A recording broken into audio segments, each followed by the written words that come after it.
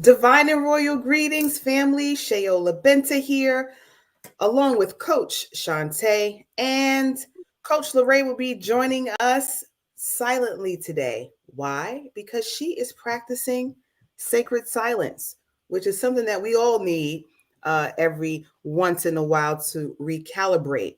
So she is holding space with us, providing the energy, and we say thank you for that and that reminder. So, today we are talking about food combinations. Now, Coach Shantae actually suggested today's topic. So, I'll yield the mic. Tell us why you chose this and what you've been learning thus far.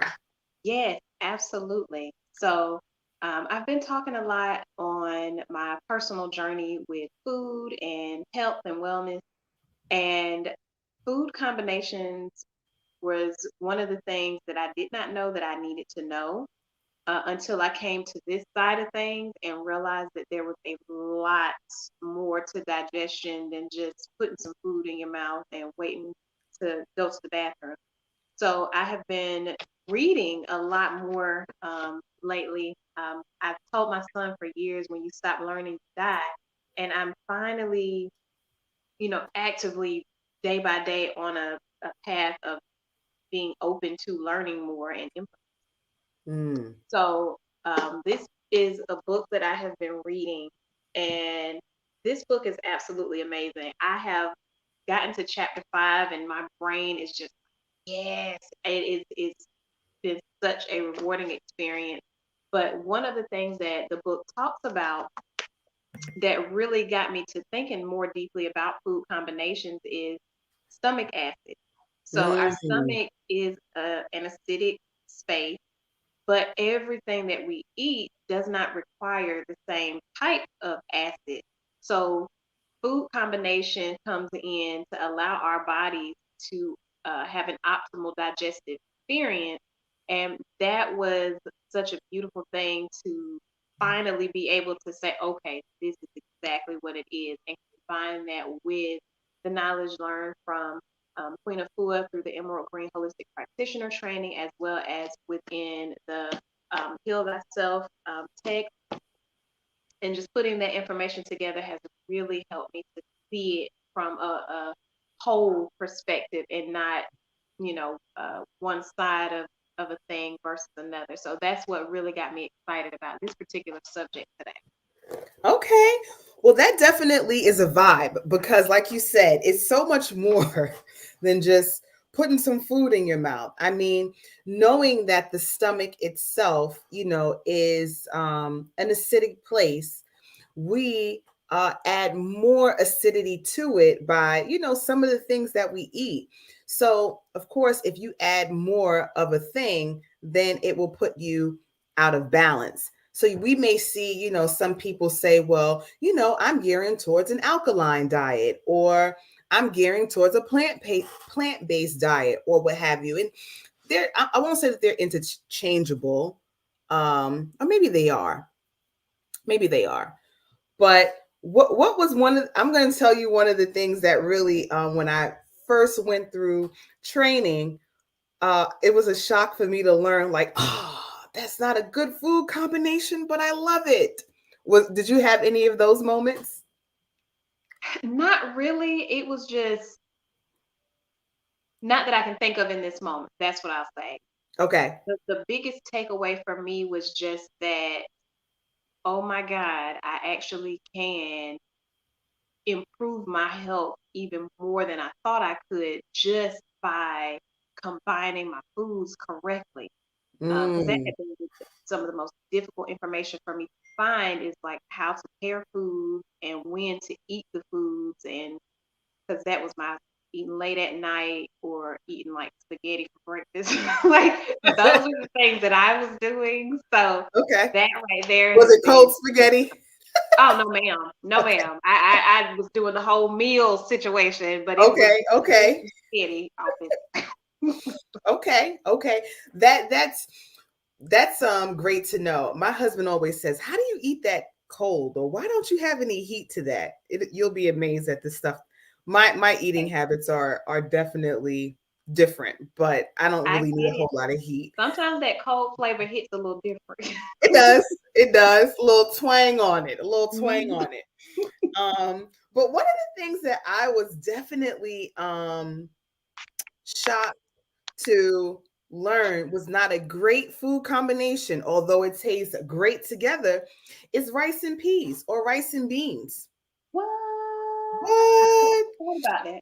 Now, of course, for me personally, one side of the family is from the West Indies, the other side of the family is from the South. Both get busy with Yeah. rice and peas or rice and beans, depending on where you're from. Yeah. But both of those things are inflaming. So when you put them together, it's like a double dose of it. Now, I'm Mm. not going to say I don't eat it at all. I mean, I don't oftentimes make it, but if I'm out, I may, order it depending on what kind of rice it is. But that was like a wow, but it makes so much sense. You Yeah. know what also isn't a great food combination? What? Fruits and vegetables. Oh yeah. Yeah. And we would be amazed, right? Especially when it comes down to like juicing and Hmm. smoothies. People definitely I was a culprit. One of my favorites was strawberry banana and kale Oh until yeah. I learned that none of those things should be added together. Not the strawberries and the bananas, not the strawberry bananas and the kale. And do you know why that's not a great combination other than it being uh different categories of food? As far as I know, it's just the amount of acid that's needed for each, and then I think maybe the amount of sugar that's in the strawberries versus the bananas versus the kale, Hmm. and how that affects digestion as well. Well, definitely that, right? So they metabolize at different rates. So, one may be breaking on down and the other one is kind of like a slow breakdown. So that causes indigestion and, inflammation, maybe some bloat and things to that nature.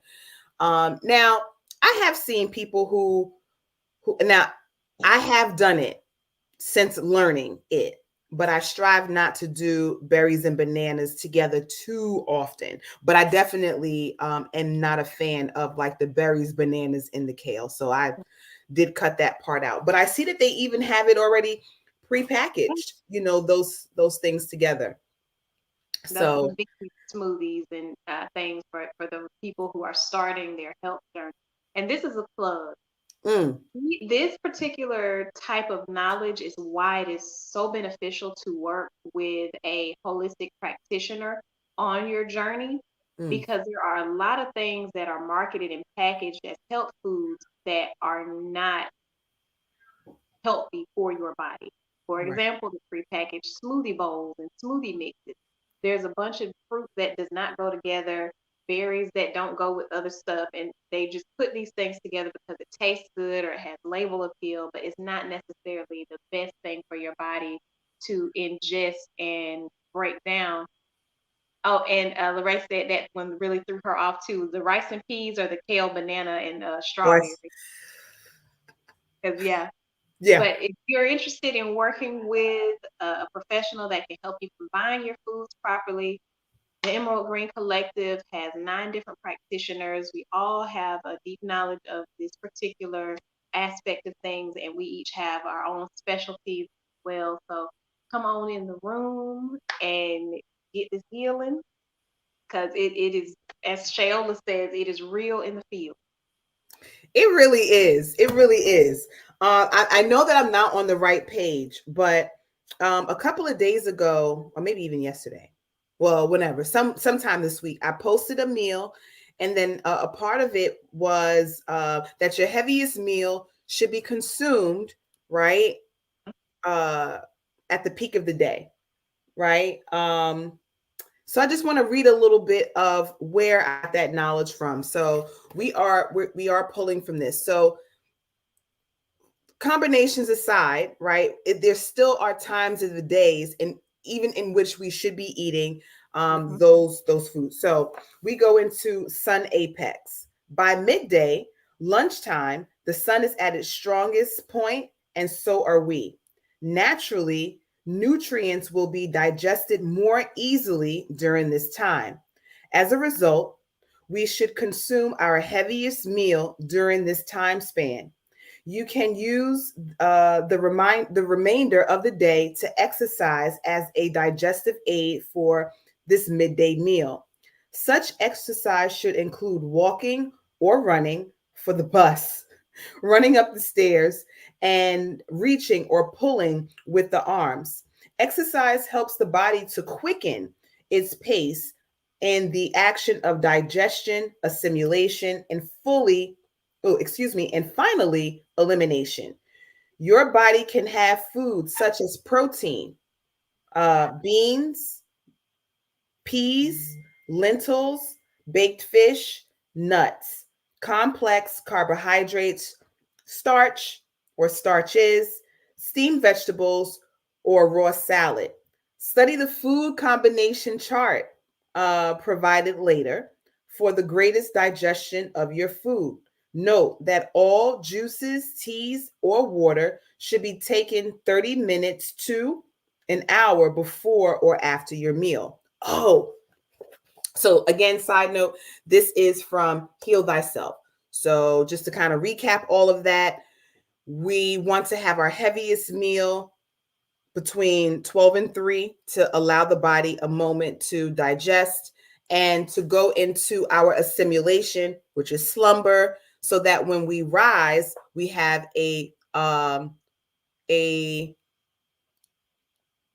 for lack of a better word, good elimination. That should be the first thing that you're doing when you rise.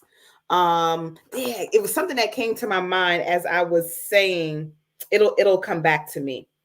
Now, do you have any? How was your eating habit? Did you have your heaviest meal? Because some people say, oh, you're supposed to have your most heartiest meal um in the rising for break fast. Was that your? Now, no. Mm, This morning I just had tea, mm-hmm, mm-hmm. and essentially I'm doing an intermittent fast until about 12:30 today Central Time. And then I'll be having my heaviest meal at lunch, which will be some leftovers from last night. Made Mm-hmm. some pasta with green beans and side salad, and I made my own dressing with some basil that I picked from my front yard, and then I had tomatoes that I picked from the backyard and some salad. So I'm excited about lunch because I get to eat some of the things that I've grown, and that makes me excited. So I'm gonna be eating my heaviest meal once this broadcast is complete. And also because I have other things that I need to get done, so I won't be eating a heavy meal and then sitting down. I'll be eating my heavy meal and continuing to move a bit and take care of the things that I need to do. And then tonight, more than likely, it's going to be A smoothie. soup. Soup. Okay. That's a great look. So it's kind of like this wave, right? When you go through your elimination process, when you rise, right? You want to have liquids or really nothing at all. They say the best fasting times while you're awake is between 7 and 11. So you don't really want to eat anything heavy, right? We say that there's a universe inside of us. Mm-hmm. So just think about if everybody is just waking up and then we put this heavy meal on them. The Mm-hmm. first, like it's like, whoa, we just got up. Can you give us a moment to stand up straight? So for those of us who may still be having those heavier meals um, for break fast, that's something to revisit, right? So when we say break fast, breakfast, that's exactly what you're doing, right? You're breaking a fast because you haven't been consume or eating while you're sleeping. So you don't want to just like any fast. You come off a fast, you don't go right back to, eating all of the things because it will make you Right. sick. Yeah. And that's also covered in the Heal Thyself for Health and Longevity. This is a really great manual for detoxing because it Mm, does have detoxing and fasting crises in it, how to reintroduce foods into your diet after you have done your detox or your fast. And speaking of breakfast, I want to go back to the same section that you were in of Mm, Heal Thyself, talking about the dietary timetable. This is Sunrise. It says we should eat lightly because we are just coming out of the fast. mm, That is 4 to 8 hours of non eating that we spend sleeping. In the morning, we must not shock the body with heavy food such as pancakes, meats, fried food, rolls, etc., or even loud noises. And I'm a big proponent of not having loud noises in my home or around me in my space when I'm starting my. We mhm. must gently rejoin body and spirit with a light diet, easy morning movement and exercise, and with prayer and meditation. The lighter the sunrise breakfast, the more in tune we can be spiritually. We will experience a greater energy level and be more mentally alert throughout the day.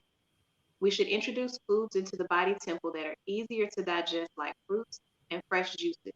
For those who are not satisfied with soya or nutmeg, one piece of fruit and a cup of herb tea such as chamomile for nerves, rose hips for vitamin C, or red zinger, relaxant with vitamin C, will suffice. If the mind is weak in the mornings, take 1 teaspoon of Gotu Kola herb tea with 1 cup of water and steep for 30 minutes. For a morning coffee that's high in iron, add 3 tablespoons blackstrap molasses to a cup of warm water. And what I wanted to add to this or say with this also, we advocate for not eating and drinking your meals together. Mhm. It's very important not to do that because, again, everything has a specific type of acid that the stomach is going to release in order to digest it. And you want to give your body an opportunity to break that food down so that you can actually use it. And once it's absorbed into your stomach, then you can introduce liquid. That is literally a great point, and that's what I wrote down. I wrote down eat and drink because that was the thing that I forgot. So a not so great combination is legit to eat and drink because some of us eat, drink, watch Mhm. TV, scroll all the things while we All at once. are all at once, right? Which really it really doesn't do the body, the mind, or the spirit No. any real justice because we aren't being intentional about taking it in. So thank you for that because that was the point that I wanted to make. So you either drink and then Hmm. eat and then drink, and if you could do it in silence or low key, that'd be great.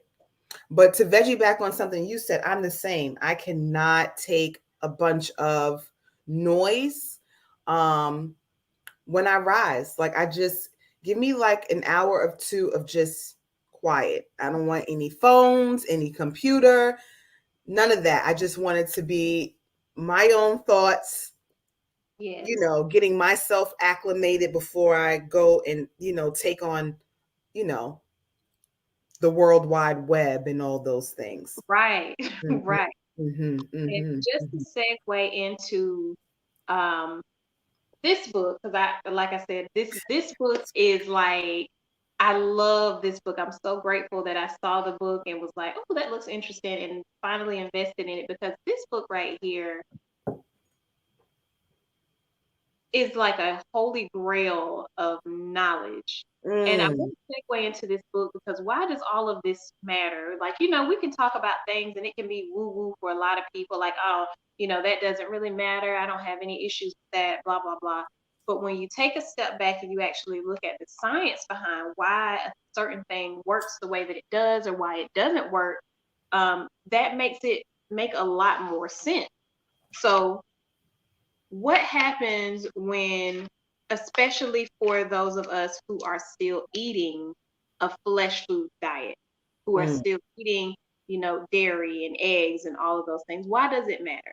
Well, it matters because when you eat your food and you're not properly combining your food, that means that there's something in your body that's not being digested. Indigestion, inflammation, those are actual conditions that people have. Why mm. does it matter? Well, it matters simply because of what I'm about to read to you in this Education Over Medication.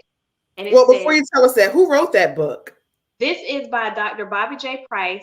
He is a pharmacist, a doc. He's doing all kinds of things. But he wrote this book because as a pharmacist, he would see people coming into the pharmacy month after month, year after year, and especially our seniors, their medication list was getting longer and longer and longer, bags get bigger and bigger and bigger, and their health condition was just declining more and more over the years. And he Mm, himself had his own battles with high blood pressure and cholesterol, I believe it was. And he mhm, was able to go to a strictly vegan, whole foods, plant based diet and completely reverse all of his health conditions. So he went out to Japan, he went to several other different places, and he learned from their cultures. He learned from shaman, he learned from various people. He's even recently been visiting with R.S. Latham to learn more about the raw food, mhm, sun food diet. But his whole experience brought him to understanding that the things that we have been taught are not the things that are in our best interest. And he goes into a great deal of it here in this book. So I highly recommend it to everybody. If you can get access to this book, even if you just read a couple of pages a day, grab it. It is amazing. There's a lot of references to other books and documentaries and things in this book that can mm. kickstart you on your journey. So, Dr. Bobby J. Price, appreciate you for this book because it is absolutely amazing. Um, I'm gonna keep the other thought I had in my head, but I share this book with everybody as often as I can. There is no setting Mhm. which I'm like, should I share education over medication? But I'm gonna share. I'm gonna Just tell share. people what they need to know because this book is really transformative. But it Mhm, says this subtitle of this section is "When Food Becomes Toxic." It mm, says when food isn't properly digested, it becomes toxic and begins seeping into the bloodstream, poisoning the body along with the bacteria and other pathogens it creates. mm, Once in the bloodstream, these toxins travel to tissues, vital organs, and joints to manifest themselves as disease. Initially, the body will attempt to eliminate them by the normal elimination route and also by forming a mucus via the scalp. It manifests as dandruff. In the head and throat, it becomes a cold. In the mm, lungs, it becomes an upper or lower respiratory tract infection. In the mhm, eyes, it becomes glaucoma. In the mm, pancreas, it becomes diabetes, and so on. This mucus is acidic in nature, so any bacteria, virus, or fungi will flourish here. Acidity and toxins mm, tend to concentrate on the weakest areas of the body. The longer the tissue is exposed to this acidic environment, more of the tissue will become degenerated.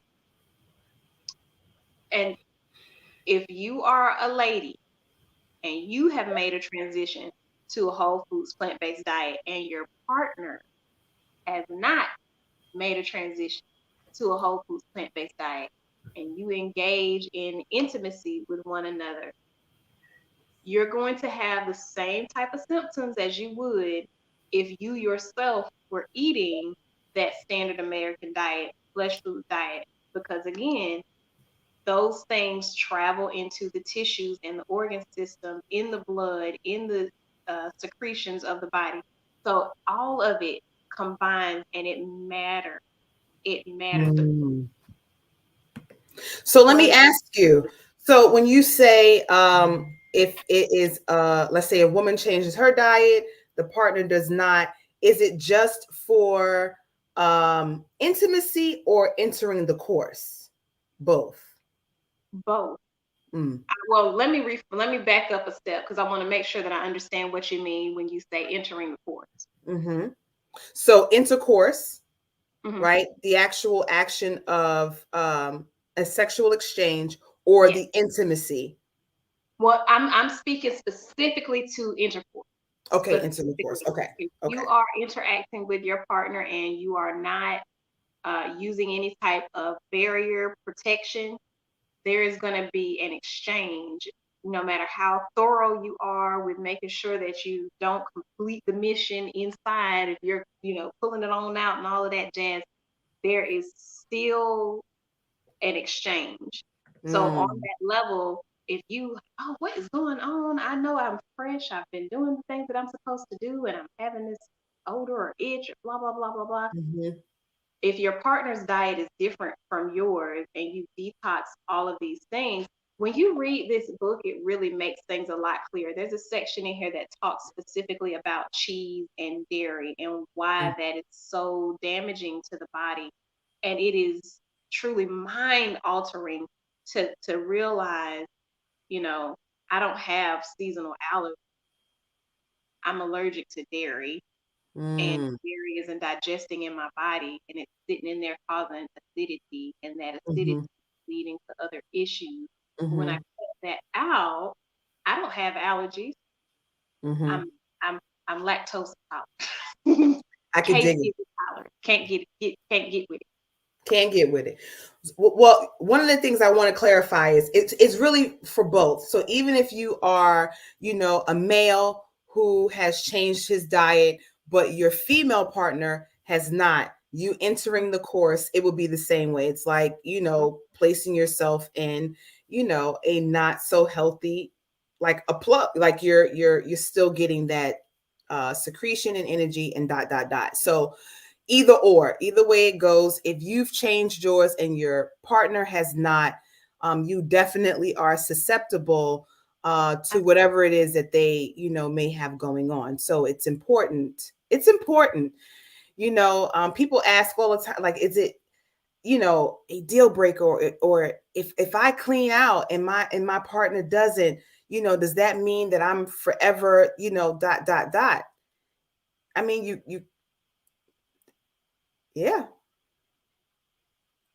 Yeah. Decision has to be made, A and decision has to be made. And that's that fine line. And some people, like, I had a friend who she suffered from vaginitis often, right? And it's just like, well, I'm eating, I'm doing my thing, but you constantly got to go to the doctor to get that antibacterial, anti-life, to nullify whatever is being injected into you from a partner who has, may not changed his patterns or has not so great food combination. But I want to pause here for a moment because I see that Coach Am has come into the building as hey, well. Greetings. Hey there, beautiful. How you doing? Greetings. I'm doing wonderful. How are you, ladies? Better than great. Thank you for coming in all the way from Costa Rica to be with your sacred family here. We appreciate you so very much. So, any comments about food combinations, anything that you may have experienced or witnessed in your life or in your practice? Yes. So give thanks for holding space, and definitely glad and grateful to be able to connect with you, beautiful ladies. First off, shout out to Dr. Bobby Price. Word. See, now I got to get the book. That's I what got to get you the book do. now. You absolutely do, because it made it from Atlanta all the way to Costa Rica with me. It is golden. I love so many of the points that Coach Shantae was pointing out, like as it relates to dairy. One of the chapters in the book that resonated with me so much whenever I first got introduced to Dr. Price, I even was a student through his detox program a few years ago. And it was during the time that I was still working in healthcare. And he has a chapter in here that speaks specifically about the US not having healthcare. They have sick care. And it was during that time as well. They got what now? What is We it? got the US does not have healthcare. It's sick care. Mm. And I had that unique experience, the ability. I worked within the system, and so I had exposure to it in ways that many do not. And it was also while I was on my own holistic journey and shifting my own lifestyle, and was seeing things that just didn't make sense. It didn't resonate because holistically I was moving a certain way, but I was still seeing something different in the in the medical healthcare system in the States. It's also one of many reasons why my husband and I made the decision to leave the States, because it just did not align. But one thing that was interesting that you all were speaking about was the eating and drinking. And it took me back to a conversation that my husband and I had. This was before he and I were married, though. We were dating. And I noticed he was one of those people who would not eat and drink together at the same time. And for him at the time, it was programming from being younger. And you know how grandma and mom, you're going to eat your food first, and then you'll get your drink. And then you'll get your drink, right? Meanwhile, I'm over here. I'm going back and forth. I didn't have the knowledge, nor did I have that experience. I wasn't, and not to say that this was who my husband was, but I just definitely wasn't one of those kids who would drink all of my drink and not eat any of my food. I was exposed to everything, so many different foods as a child. And I'm so grateful to my parents, because there was a lot of things I didn't like, and it was always eat a spoonful. When you eat the spoonful, you're good. That's how they exposed us and introduced us to a broad array of, especially fruits and vegetables, because those are the things you don't usually have to persuade children to eat meat. I did grow up eating meat. That's not the thing. It's the vegetables that you usually have to persuade children to eat. And so I'm grateful that my parents were very diligent. And for my brother and I, it was always eat a spoonful. And then, as we got older, it was more than a spoonful, but it got to the point to where our palates adjusted. And then so many of those things that we didn't like as children, we eat as adults because of that exposure. So I'm very grateful for that. But yeah, then fast forward to being a little more advanced on my lifestyle shift, if you will, my holistic journey, my plant-based journey, and learning more about the fact that your body, it does not adjust well to eating and drinking at the same time. And so what I once kind of picked at my husband for, just that you doing what you did as a child, you know what I mean, was actually so beneficial. And it was, I learned something. So that was eye-opening. And when you mentioned it, it just took me back to that funny situation with us when we were dating, and realizing that, actually grandma and mom were onto something there. So props to them. Per usual. Props to grandma and mom and the moms that came before them, because they knew. They definitely knew. Yeah. Well, we are rounding down on our half hour. So I just wanted to check in with Coach Lorraine to see if she wanted to type something in. And again, just shout out to her for coming in, holding space, and practicing in our world Tahuti, which is sacred word. And that allows us the opportunity to be mindful of, again, what we speak. And when you are more quiet, you're able to hear more. So, we definitely encourage you to take some time, maybe just be quiet for 30 minutes, say nothing to no one, no typing, in this case, Lorraine type, no typing, no nothing. It's just you and your thoughts. She said, I still mix my fruits and veggies in my smoothies though. Now, one thing about Coach Lorraine, she gonna do what she wanna do. Coach Lorraine is gonna coach Lorraine. And I love it. I love it. She's gonna do it how she wanna do it. No ifs, ands, buts about it. And you're right, Coach Ann. We love her for that. So if you are there is and we will post this on our IG page. We're getting that all together, but there's a food combination chart. A fruits and vegetable combination chart. And that just tells the difference between your sweet fruits, your subacid fruits, and your acid fruits. And some of them just shouldn't be, combined, but we will share that knowledge with you, and you do with it, as you may. So she says she loves us all more. We love you too, sis. We do indeed. So until the next Build Through broadcast, which will be broadcasting from the broadcast connection very soon, we say thank you so much for tuning in from week to week to support us and to gain the knowledge that we have accumulated over the years. So until next Friday, we say peace, light, and wholeness. Peace, y'all. Peace, y'all. Peace, fam.